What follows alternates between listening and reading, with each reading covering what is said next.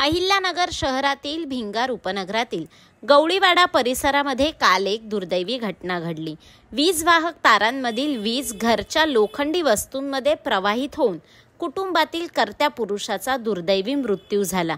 सचिन पापांना भोजलू असे मृत्यू झालेल्या व्यक्तीचे नाव असून विजेच्या तीव्र झटक्याने त्यांचा मृत्यू झाल्याचे शवविच्छेदनानंतर आलेल्या प्राथमिक अहवालामध्ये निष्पन्न झाले। भोजलू कुटुंबातील कर्ता पुरुष गेल्याने कुटुंबावर मोठा दुःखाचा डोंगर कोसळला असून परिसरातही शोककळा पसरली आहे। या दुर्दैवी निधनानंतर कुटुंबियांसह परिसरातील नागरिकांनी भोजलू कुटुंबियांना आर्थिक मदतीची मागणी केली आहे। घटनेचे कॅम्प पोलीस ठाण्यामध्ये अकस्मात मृत्यूची नोंद केली असून पुढील तपास सहाय्यक पोलीस उपनिरीक्षक रेवनाथ दहिफळे करीत आहेत। काय कर सांगू मी, माझा माणूस परत मला पाहिजे, दिन तर तुम्ही आणून द्या, ते मला काय नाही पाहिजे, मला ते द्या आणून। काल घटना अशी घडली आहे की जे आमचे साले साहेब आहेत, सचिन साहेब, त्यांना शॉक लागल्यामुळे त्यांचं निधन झालं। आणि शॉक लागण्याचं सगळ्यात मोठं कारण आहे की MSCBची सर्व्हिस वायर आहे ती मीटरपर्यंत आली आहे, ती ब्रेक होऊन आली आणि त्याला त्यांनी इन्सुलेशन टेप जे गरजेचं आहे ते त्यांनी मारलेलं नाही आहे आणि अशा कारणामुळे भिंतीला कदाचित ती वायर चिपकली असेल आणि त्याच्यामुळे आमच्या घराला पूर्ण करंट येत असेल आणि तो करंट आमच्या भावाला लागून त्याचं ध्यान झालं आहे, असं आम्हाला शक्यतो 100% खात्री आहे की ही MSCB वरून झालेली मोठी चूक आहे।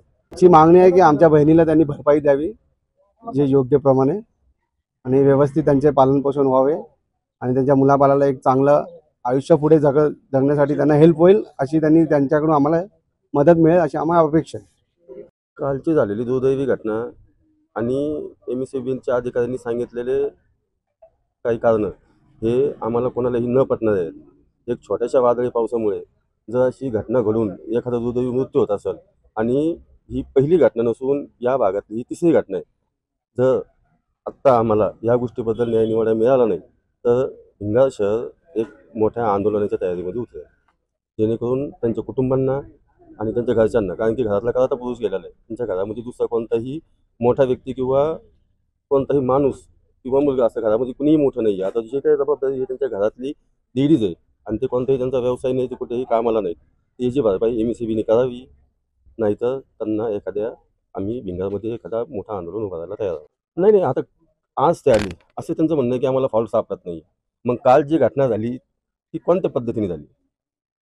जर त्यांना फॉल्ट सापडत नसेल आणि सिव्हिल रिपोर्ट, आत्ता जो सिव्हिल रिपोर्ट आलेला आहे त्याच्यामध्ये त्यांनी सांगितलं आहे की शॉक लागून यांचा दुर्दैवी मृत्यू झालेला आहे, तर त्या गोष्टीला हे तो रिपोर्ट, हा जर रिपोर्ट खोटा असेल तर त्याला काउंटर करावा MSCBने।